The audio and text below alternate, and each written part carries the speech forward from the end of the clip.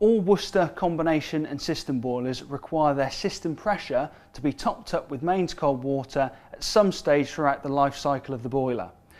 This can be indicated by either your heating system not heating up efficiently or the pressure gauge on the front of the boiler indicating that the needle is in the red as opposed to the green area. There are two methods of topping up your system dependent on the type of boiler that you own and also which option your installer may have chosen for you. The first is the internal filling key. The second is the external filling hose. Firstly, make sure that both ends of the hose are securely attached to both of the valves.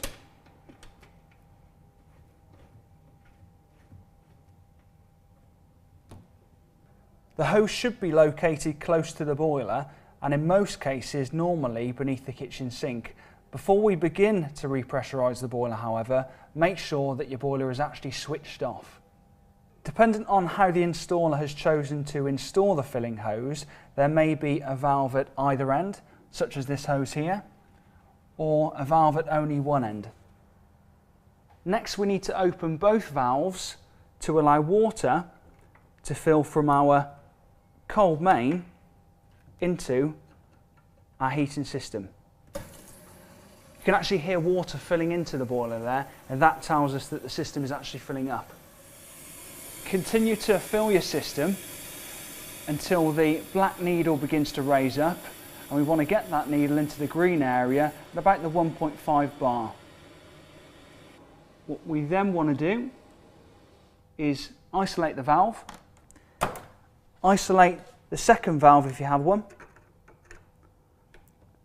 This makes sure that we've got no more water filling into the heating system, because what we don't want to happen, of course, is for the needle to keep on going up. We then want to release the one end of the hose. Okay, now you can expect a bit of water to come out, but as long as it does stop after a few moments, you might want a bit of a rag there just to mop it up. We can disconnect it.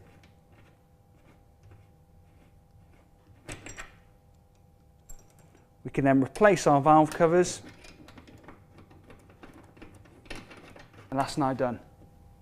If you do find that you've overpressurised the system and that your black needle is now past the green and into the red, don't panic, it's not a problem. The easiest way is to actually release a bit of pressure, go to your nearest radiator and just bleed a bit of air or water out of the radiator.